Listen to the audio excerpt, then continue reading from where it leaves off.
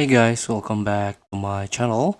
Today I'm going to show you how you can fix your laptop or notebook ASUS couldn't find storage driver load error. For example, when you're installing Windows and you couldn't find your storage to put your Windows on it because of load error, all you have to do is try to search the driver IRST driver here. Example, Windows troubleshooting cannot find drivers when installing Windows here.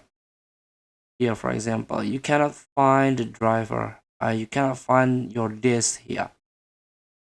And not being able to find the disk drive during installation of Windows 11 or 10. So, it's very easy. You need to manually install Intel Rapid Storage Technology IRST driver during the Windows installation process. So here you can download manually Intel Rapid Storage Technology here. After you download, you can put on USB flash drive on so on. And you can put your RST folder installation on your disk. And here you can follow all the steps on the asus.com storage FAQ, and this is the number.